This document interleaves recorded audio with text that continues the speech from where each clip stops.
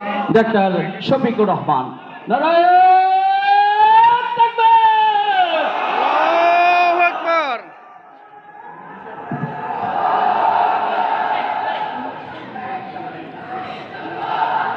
আসসালামু আলাইকুম ওয়া রাহমাতুল্লাহ। আলহামদুলিল্লাহি রাব্বিল আলামিন ওয়াসসালাতু ওয়াসসালামু আলা রাসূলিহিল কারীম ওয়া আলা আলিহি ওয়া সাহবিহি ওয়া আহলি বাইতি আজমাইন। বাংলাদেশ জামাত ইসলামী ঢাকা মহানগরী কর্তৃক আয়োজিত শহীদ পরিবারের সম্মানিত সদস্যবৃন্দের সম্মানে আজকের এই মত বিনিময় সভার প্রিয়ভাজন সভাপতি, ঢাকা মহানগরী উত্তরের সম্মানিত আমির জনাব মোহাম্মদ সেলিম উদ্দিন, মঞ্চে বসা বিভিন্ন রাজনৈতিক সংগঠনের সম্মানিত নেতৃবৃন্দ, বাংলাদেশ জামাত ইসলামের কেন্দ্রীয় নেতৃবৃন্দ, যাদের উদ্দেশ্যে আজকের এই নিবেদন, শহীদ পরিবারের পরম সম্মানিত সদস্যবৃন্দ, সুধীমণ্ডলী, সাংবাদিক বন্ধুগণ, আল্লাহ তাবারক ওয়া তাআলার শুকরিয়া আদায় করছি যে রাব্বুল ইজ্জত দীর্ঘ 15.5 বছরের সীমাহীন যন্ত্রণা থেকে এই জাতিকে মুক্তি দিয়েছেন। আলহামদুলিল্লাহ। কার্যত 2006 সালের 28শে অক্টোবর ফ্যাসিবাদের দূষর এবং ফ্যাসিবাদের মাস্টার মাইন্ড তাদের লগি বইটার তাণ্ডবের কাছে বাংলাদেশ তার পথ হারিয়েছিল। ঢাকার রাজপথ সহ বাংলাদেশের বিভিন্ন জায়গায় লগিবন্ধা বইটার তাণ্ডব চালিয়ে এদেশের দেশপ্রেমিক মানুষকে সেদিন হত্যা করা হয়েছে, যার খণ্ডচিত্র আপনারা আজকে এখানে প্রত্যক্ষ করেছেন।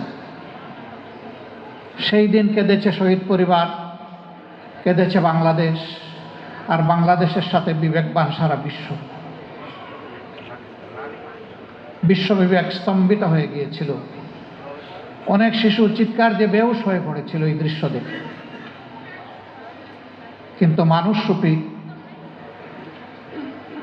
যারা কার্যত মানুষ ছিল না, বর্বর পশু ছিল, তাদের জন্য এটা ছিল খুবই স্বাভাবিক। ক্ষমতায় যাওয়ার সীমাহীন লালসা থেকে এই হত্যাকাণ্ড সেদিন ঘটানো হয়েছিল। পথহারা এই জাতি 2006 সাল থেকে লড়াই করে বহু পবিত্র জীবন, বহু ত্যাগের বিনিময়ে 2024 সালের 5ই আগস্ট মহান রবের দরবার থেকে উপহার পেয়ে জাতি মুক্ত হয়েছে। আলহামদুলিল্লাহ। এই দীর্ঘ পথ পরিক্রমায় ফ্যাসিবাদের বিরুদ্ধে লড়াই করে নির্যাতিত হয়ে যারা নিহত হয়েছেন, আমি তাদের সকলের আত্মার মাগফিরাত কামনা করছি। যারা ঈমান নিয়ে বিদায় নিয়েছেন, আল্লাহ তাআলা তাদেরকে মর্যাদাবান শহীদ হিসাবে কবুল করুন। যারা আহত হয়েছেন, পঙ্গু হয়েছেন, তাদের প্রতি আমি তাদের একজন সহযোদ্ধা হিসাবে গভীর শ্রদ্ধা এবং সমবেদনা জ্ঞাপন করছি। প্রভুর দরবারে দোয়া করি, হে প্রভু, তুমি তাদেরকে সুস্থতার পূর্ণ নিয়ামত দান করো। আহত এবং নিহত পরিবার যারা আছেন, তাদের প্রতি আমি প্রিয় দল এবং ফ্যাসিবাদ বিরোধী সকল সংগঠনের পক্ষ থেকে সমবেদনা এবং কৃতজ্ঞতা জ্ঞাপন করছি। আমি শহীদ পরিবারের সম্মানিত সদস্যবৃন্দকে মহান আল্লাহর উপর ভরসা করে কথা দিচ্ছি, আমাদের প্রিয় সংগঠন সকল বৈষম্য, অনিয়ম, দুর্নীতি, অবিচার এবং ফ্যাসিবাদের বিরুদ্ধে এই সংগ্রাম ততদিন পর্যন্ত অব্যাহত রাখবে যতদিন পর্যন্ত এই যন্ত্রণাগুলো, এই ক্ষত ছিন্নগুলো সমাজ থেকে মুছে না যায়। আমরা আপনাদেরকে গভীর শ্রদ্ধার সাথে অন্তরে লালন করি, আপনাদের প্রতি গভীর কৃতজ্ঞতা জানাই। এবং এই সমস্ত শহীদদেরকে আমরা জাতীয় বীর মনে করি। সরকার এবং জাতির কাছে আমাদের আহ্বান, সেই 28 থেকে শুরু করে 6 সালের 28 অক্টোবর থেকে শুরু করে 2024 সালের 5 আগস্ট পর্যন্ত ফ্যাসিবাদের থাবায় যারা শহীদ হয়েছেন, বিদায় নিয়েছেন, তাদের সকলের ইতিহাস আমাদের পাঠ্যপুস্তকে তুলে আনতে হবে। এই প্রজন্ম এবং আগামী প্রজন্মকে জানতে দিতে হবে ফ্যাসিবাদীরা এই দেশে কি করেছে, আর ফ্যাসিবাদের বিরুদ্ধে কারা যুদ্ধ করেছে, লড়াই করেছে, তা জানতে দিতে হবে। যারা লড়াই করেছেন তারা ব্যক্তির কোনো ইচ্ছা পূরণের জন্য করেন নাই, জাতির মুক্তির জন্য করেছেন। অতএব জাতির এবং রাষ্ট্রের এখন দায়িত্ব হচ্ছে তাদেরকে সম্মানিত করা, তাদের পরিবারের পাশে দাঁড়ানো, এক একটা মানুষকে, এক একটা সন্তানকে সামনে রেখে এক একটা পরিবার স্বপ্ন দেখে তাদের স্বপ্নকে মাটির সাথে মিশিয়ে দিয়েছে এই ফ্যাসিবাদ। অতএব আমাদের স্পষ্ট দাবি, এই শহীদ পরিবারের মধ্য থেকে যোগ্যতা অনুসারে কমপক্ষে একজন সদস্যকে সরকারি চাকরিতে দিয়ে রাষ্ট্রকে তার কৃতজ্ঞতা প্রকাশ করতে হবে। ফ্যাসিবাদের বিরুদ্ধে দেশপ্রেম অন্তরে নিয়ে যারা লড়াই করেছে তাদেরকেই আগামীতে রাষ্ট্র চাকরিতে নিয়োগের ব্যাপারে অগ্রাধিকার দিতে হবে। এরা যদি রাষ্ট্রের জন্য কোনো দায়িত্ব পালনের সুযোগ পায়, ফ্যাসিবাদের গুলির সামনে বুক পেতে দিয়ে যেভাবে লড়াই করেছে, একটি রাষ্ট্রকে সামনের দিকে এগিয়ে নেওয়ার জন্য তারা সেই নিরন্তর লড়াই করবে। এই জন্য অবশ্যই তাদেরকে অগ্রাধিকার দিতে হবে। এখনো যারা আহত হয়ে হাসপাতালের বেড কিংবা নিজের দেহে কাতরাচ্ছে, উপযুক্ত চিকিৎসার অভাবে, প্রধানত সরকারকে অবশ্যই তার দায়িত্ব পালন করার জন্য তাদের পাশে দাঁড়াতে হবে। তার পাশাপাশি ফ্যাসিবাদ বিরোধী সকল দলকেও আমি আহ্বান জানাবো, আসুন আমরাও তাদের পাশে দাঁড়াই। আমাদের প্রিয় সংগঠন পাশে দাঁড়ানোর চেষ্টা করেছি, আমাদের সামর্থ্য অনুযায়ী আমরা তাদের পাশে দাঁড়িয়েছি, কিন্তু একথা দাবি করার কোনো দুঃসাহস আমরা দেখাতে পারবো না যে তাদের সকল বেদনা আমরা তাদের কাছ থেকে নিয়ে আসতে পেরেছি, অথবা তাদের সকল প্রয়োজন পূরণের জন্য আমরা হাত বাড়াতে পেরেছি। আমরা তাদেরকে সম্মানিত করি নাই। তারা আমাদেরকে পাশের জায়গা দিয়ে পরিবারের সদস্য হিসাবে আমাদেরকে গ্রহণ করে আমাদের প্রতি তারা দয়া করেছেন, আমাদের প্রতি তারা কৃতজ্ঞ ভাষায় আবদ্ধ করার সুযোগ তৈরি করে দিয়েছেন। আরেকবার এই জন্য আমি তাদেরকে কৃতজ্ঞতা জানাই। আহতদের পাশে আমরা যাওয়ার চেষ্টা করেছি। কোনো জায়গায় যখন গিয়েছি, কালকেও আমি বগুড়ায় ছিলাম, প্রায় 50 জনের মতো যুবক আসলো যাদের চোখে কালো চশমা পরা। তাদের সকলেই, আমিও জড়িয়ে ধরেছি, তারাও জড়িয়ে ধরেছে, অনেক কান্নাকাটি করেছে। একই কথা, জালিম আমাদের দুনয়ন কেড়ে নিয়েছে, আমরা অন্ধ হয়ে পড়েছি, এই জগতের আলো এখন আর আমরা দেখি না। এই পাষাণ বর্বরেরা একবারও চিন্তা করলো না যে এরা তো এদেশেরই মানুষ, এরা তো ন্যায্য দাবিতে আন্দোলন করেছে। তাদের কাছে যদি এই দাবি অন্যায্য হয়ে থাকে, আইন ছিল, আইনের আওতায় তাদেরকে নিয়ে বিচার করতে পারত, কিন্তু বিচার করার সৎসাহস যেহেতু নাই, যেহেতু পুরাটা সময় জুড়ে তারা বিচারের নামে তাণ্ডব চালিয়েছে, সেই জন্য তারা গায়ের জোরে তাদেরকে হত্যা করে এই ক্ষমতায় থাকতে চেয়েছে। না, আল্লাহর ফয়সালা ঠিক মতোই হয়। তুতিল মুলকা মান তাশা ওয়া তানজিউল মুলকা মিম্মান তাশা। আল্লাহ ক্ষমতা দেওয়ারও মালিক, কেড়ে নেওয়ারও মালিক। যাকে আল্লাহ পছন্দ করেন, যতদিন আল্লাহ রাখতে চান রাখেন, এরপরে যখন কেড়ে নিতে চান তার কাছ থেকে ক্ষমতা কেড়ে নেন। কোনো শাসক যখন দেশের মালিক হয়ে বসে, কার্যত সে জালিমে পরিণত হয়। জালিমদেরকে আল্লাহ তাআলা অবকাশ দেন, কিন্তু ছেড়ে দেন না। শেষ পর্যন্ত আল্লাহর হাতে তারা ধরা খেয়েছে। জুলুমের ক্ষীণ বিচার এই দুনিয়ায় হবে, আসল বিচার আখেরাতে হবে। দুনিয়ার বিচারটা আমরা দেখতে চাই।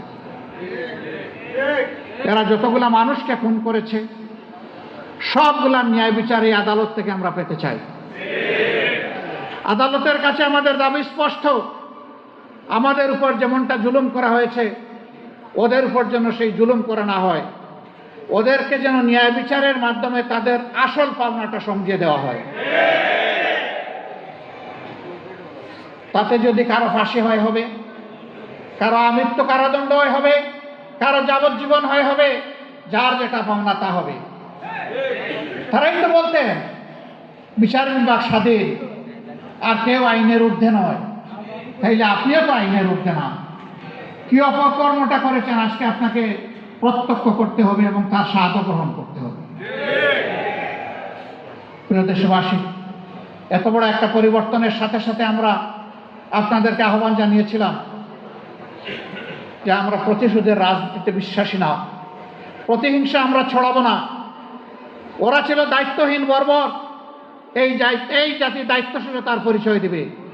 আমরা আহ্বান জানিয়ে বলেছিলাম শান্ত থাকুন, ধৈর্য ধরুন, প্রিয় দেশকে এবং জাতিকে রক্ষা করুন। এর আগে ফ্যাসিস্ট আওয়ামী লীগের ফ্যাসিস্ট মন্ত্রী বলেছিলেন আওয়ামী লীগ ক্ষমতা থেকে সরে গেলে 2 দিনের মধ্যে 5 লক্ষ আওয়ামী কর্মীকে হত্যা করা হবে।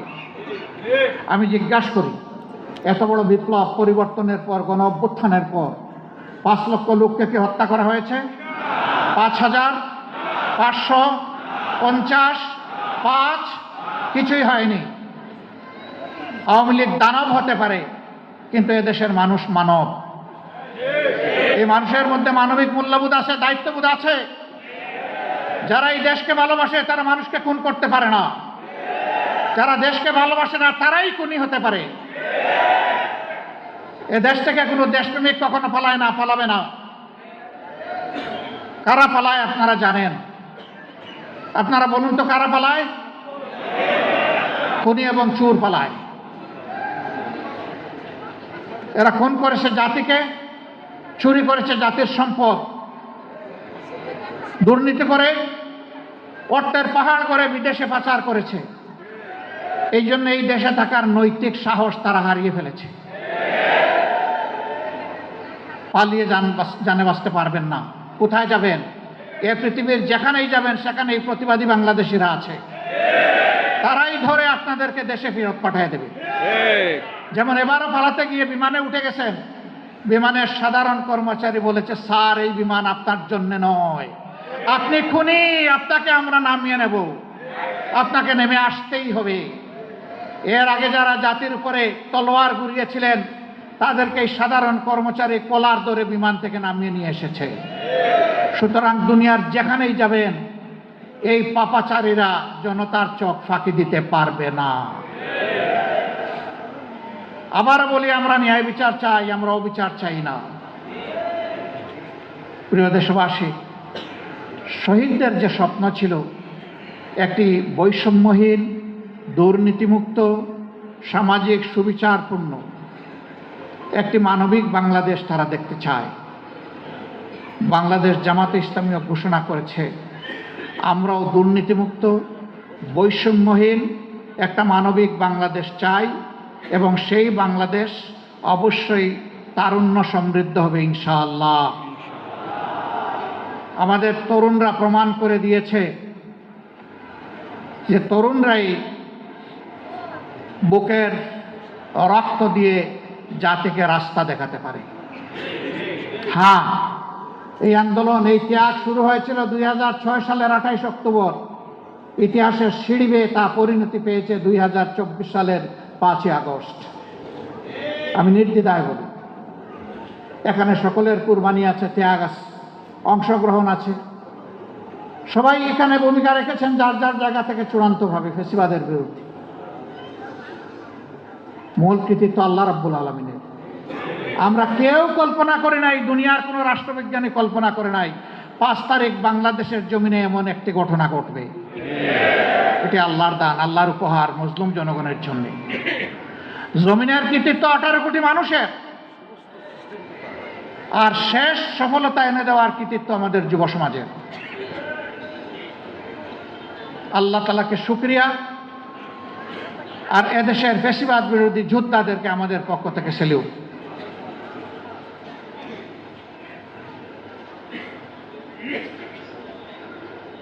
প্রিয় দেশবাসী এবং উপস্থিত ভাই ও বোনেরা, এখানে শহীদ পরিবারের ছোট বাচ্চারা আছে।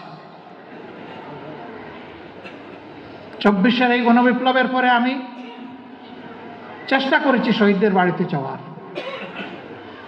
একটা বাড়িতে গেলাম, 2 মাসের বাচ্চা, মা বারান্দায় দাঁড়িয়ে বাইরের দৃশ্য দেখছিলেন। ঘাতকরা আকাশ থেকে গুলি ছুড়ে তার বুক এফোড় ওফোড় করে দিয়েছে। তিনি মাটিতে লুটিয়ে পড়ে শহীদ হয়েছে। বাবা বলছে, আমার এই 2 মাসের বাচ্চাটি এখনো তো মা ডাকা শিখে নাই। যখন তার মুখে বুলি ফুটবে, আল্লাহ যখন আওয়াজ দেবেন, যখন সে কথা বলতে শিখবে, তখন এই দুনিয়ায় তার আর মা ডাকার কেউ থাকলো না। রাজশাহীতে গেলাম, আমার একজন ভাই, সে রিক্সা চালিয়ে তার জীবন চালাতো। আমি তার পরিবারের কাছে গেলাম। তার মা ছিলেন, তার স্ত্রী ছিলেন, তার ভাইরা ছিলেন। মাকে সান্ত্বনা দিলাম, স্ত্রীকে সান্ত্বনা দিতে লাগলাম। মা এবং স্ত্রী দুইজনই ডুকরে কেঁদে উঠলেন। মেয়েটার জন্য আমার ভীষণ কষ্ট লাগলো। জিজ্ঞেস করলাম, মা তুমি কেমন আছো? জবাব দিল, আলহামদুলিল্লাহ আমি ভালো আছি। আপনি আমাকে মা ডেকেছেন, এটা আমার জন্য অনেক বড় পাওনা। কিন্তু আমার গর্ভে যে 6 মাসের সন্তান আছে, সে দুনিয়ায় এসে বাপ ডাকবে কারে? তার কি হবে? এর জবাব কি দিব? ফ্যাসিবাদীরা এর জবাব কি দিবে? আমাদের কাছেই বা এর জবাব কি আছে? সেদিন শুধু আল্লাহর পর ভরসা করে বলেছিলাম, তাকে তার বাবা ফিরিয়ে দিতে পারবো না, তবে আমরা আজ থেকে তোমার পরিবারের সদস্য। এবং এই শিশুটি দুনিয়ায় আসার পরে বড় হওয়া পর্যন্ত যতদিন প্রয়োজন, আমরা এই পরিবারের ইনশাআল্লাহ যাবতীয় দায়িত্ব আল্লাহ তাআলার পক্ষ থেকে পালন করার চেষ্টা করব। এরকম 1-2টা পরিবার নয়, এরকম শত শত পরিবার। আল্লাহ তাআলার কাছে দোয়া করি, শহীদদের রক্ত আর মজলুমদের চোখের পানি, এই 2টা দিয়ে যেন আল্লাহ তাআলা এই বাংলাদেশকে ধুয়ে মুছে পরিষ্কার করে দেন। আমিন। চিরতরে এখান থেকে বৈষম্য, অবিচার, দুর্নীতি যেন বিলুপ্ত হয়ে যায়। আমরা এবং কোনো রাজনৈতিক দল, কোনো পক্ষ যদি ফ্যাসিবাদীদের মতো অনুরূপ আচরণ করি, তাহলে আমাদের সকলেরই শিক্ষা নেওয়া উচিত যে আল্লাহও ছেড়ে দেবেন না, এদেশের জনগণও আমাদেরকে ক্ষমা করবে না। বরঞ্চ অতীতের ফ্যাসিবাদীদের চাইতে আরো করুণ, আরো জঘন্য পরিণতি আমাদের হবে। আমরা আল্লাহ তাআলার কাছে আশ্রয় চাই। আমরা প্রতিহিংসার রাজনীতি বিশ্বাস করি না, প্রতিশোধের রাজনীতিও বিশ্বাস করি না, কিন্তু আমরা ন্যায় বিচারে বিশ্বাসী। ন্যায় বিচার পাওয়ার আমাদের অধিকার। আমরা সকল শহীদ পরিবারকে আহ্বান জানাবো, অনুরোধ জানাবো, আপনারা অবশ্যই ন্যায় বিচার চাইবেন। জামাতে ইসলামী আপনাদের পাশে থেকে আইনের অঙ্গনে লড়াই করবে ইনশাআল্লাহ, এবং সেই লড়াই আমরা জিতবো ইনশাআল্লাহ। আপনারা জিতবেন ইনশাআল্লাহ। আপনারা আপনাদের প্রিয় সন্তানকে ফেরত পাবেন না, বোনেরা তাদের প্রিয় স্বামীকে ফেরত পাবেন না, সন্তানরা তাদের প্রিয় বাবাকে ফেরত পাবে না, কিন্তু তারা ন্যায় বিচারটুকু পেলে অন্তত কিছু সান্ত্বনা পাবে। এবং আগামীতে এই ধরনের স্বৈর শাসক হওয়ার খায়েশ তখন কারো জাগবে না। ওই কারণেই আমরা ন্যায় বিচারটা চাই। আপনাদের সকলকে ধন্যবাদ। বুকে আমাদের অনেক কথা, এখানে যারা আছেন তাদেরও অনেক কথা, সামনে যারা আছেন তাদেরও অনেক কথা। সকল কথাই যেহেতু আমরা আজকে বলতে পারছি না, ভবিষ্যতের জন্য রেখে দিলাম। শুধু দেশবাসীকে আহ্বান জানাই যে আসুন একটা বৈষম্যহীন, দুর্নীতিমুক্ত এবং একটা মানবিক বাংলাদেশ গড়ার জন্যে আমরা সবাই জাতীয় ইস্যুতে ইস্পাত কঠিন ঐক্য গড়ে তুলি। তাহলে কোনো ষড়যন্ত্রকারীর কোনো ষড়যন্ত্র বাংলাদেশে বাস্তবায়ন হবে না ইনশাআল্লাহ। এর পাশাপাশি আমরা আপনাদেরকে আহ্বান জানাই, এই লড়াইয়ে আপনাদের যদি আস্থা হয়, বিশ্বাস হয়, জামাতে ইসলামী লোভ লালসা, ভয়ভীতির ঊর্ধ্বে উঠে দেশের মানুষের জন্য, জনগণের জন্য কাজ করছে। আমরা আপনাদের দোয়া চাই, ভালোবাসা চাই, পরামর্শ চাই, সাথে চাই, পাশে চাই। আপনাদের কাছে এই আবেদন জানিয়ে আবারও সকলকে, এখানে এক্সেলেন্সিস এবং ডিপ্লোম্যাটিক কৌরের যে সমস্ত সদস্যবৃন্দ এসেছেন তাদের প্রতি আমরা গভীর কৃতজ্ঞতা জানাচ্ছি। তারা এসেছেন, আমাদের দাওয়াত কবুল করেছেন, আমাদেরকে সম্মানিত করেছেন। উপস্থিত সকলের সম্মান এবং মর্যাদা আল্লাহ তাআলা দুনিয়া আখিরাতে বৃদ্ধি করে দেন। সবাইকে ধন্যবাদ। আসসালামু আলাইকুম ওয়া রাহমাতুল্লাহ। জননেতা জনাব মোহাম্মদ সেলিম উদ্দিন। আউযুবিল্লাহি মিনাশ শাইতানির রাজিম, বিসমিল্লাহির রহমানির রহিম। সম্মানিত আমিরে জামাত, সম্মানিত জাতীয় নেতৃবৃন্দ, সাংবাদিক বন্ধুগণ, সুধী মণ্ডলী, আমাদের আজকের প্রধান আকর্ষণ শহীদ পরিবারের গর্বিত সদস্যবৃন্দ। আমি প্রথমে কয়েকটা ঘোষণা দিলে আমাদের প্রোগ্রামের শৃঙ্খলার জন্য সুবিধা হবে। প্রথম হচ্ছে, আপনাদের সবার জন্য লাঞ্চের ব্যবস্থা আছে। লাঞ্চটা এখান থেকে বের হওয়ার পথে আমাদের ভাইরা বিতরণ করবেন। একটু সারিবদ্ধ হয়ে কষ্ট করে সবাইকে লাঞ্চ গ্রহণের জন্য, গ্রহণ করে আমাদেরকে ধন্য করার জন্য আমরা অনুরোধ করব। তবে শহীদ পরিবারের সদস্যবৃন্দ কেউ হলরুম থেকে বাইরে যাবেন না, আপনারা জায়গায় বসে থাকবেন, এখানেই লাঞ্চ দেওয়া হবে এবং আপনাদের সাথে আমাদের আমিরে জামাত দেখা করবেন। এজন্য আমরা আদার্স সকল সুধী মণ্ডলী এবং মেহমানকে, সাংবাদিক বন্ধুদেরকে অনুরোধ করব যে আমার কথা শেষ হওয়ার সাথে সাথে আপনারা বাইরে যাওয়ার পথে লাঞ্চ গ্রহণ করবেন এবং বাইরে গিয়ে নামাজ পড়ে আপনারা চাইলে আমাদের দ্বিতীয় অধিবেশনে সবাই আমন্ত্রিত। দ্বিতীয় অধিবেশন 2:30 থেকে মাগরিব পর্যন্ত আকর্ষণীয় কালচারাল অনুষ্ঠান আছে, শহীদি গান, দেশাত্মবোধক গান, বিভিন্ন ম্যাগাজিন অনুষ্ঠান আছে, আপনাদের সবার দাওয়াত। তো সেজন্যে আমরা অনুরোধ করব শহীদ পরিবারের কোনো সদস্য যেন হলরুম থেকে বেরিয়ে না যান। আর নতুন করে আমরা আমাদের স্বেচ্ছাসেবক ভাইদেরকে অনুরোধ করছি, নতুন করে কোনো ভাই হলরুমে আর প্রবেশ করবেন না। যারা যাবেন তারা যাবেন, পরবর্তী নির্দেশ না দেওয়া পর্যন্ত নতুন করে কেউ হলরুমে প্রবেশ করবেন না। এই ঘোষণাগুলোর পরে আমি এখন আপনাদের সবাইকে, বিশেষ করে আমি দুঃখ প্রকাশ করছি আমাদের শহীদ পরিবারের সদস্যদের কাছে। আমাদের সম্মানিত আমিরে জামাত বলেছিলেন যে আজকে মন ভরে শুধু শহীদ পরিবারের কথাগুলি শুনব, কিন্তু আমাদের জাতীয় নেতৃবৃন্দ এত পরিমাণ এসেছেন এবং জাতীয় রাজনীতির প্রেক্ষাপটে কিছু কথা তাদেরকে বলার, তাও তো সবাইকে দিতে পারি নাই। আমাদের কেন্দ্রীয় নেতৃবৃন্দ অর্ধেকের বেশি আমরা দিতে পারি নাই। তো আমরা এটুকু বলতে পারি যে আমাদের শহীদ পরিবারকে নিয়ে এর আগেও আমরা এলাকাভিত্তিক প্রোগ্রাম করেছি, অনেকের সাথে আমাদের মত বিনিময় হয়েছি। এটা আমাদের আরও অব্যাহত থাকবে ইনশাআল্লাহ, এটা আমরা বন্ধ করব না।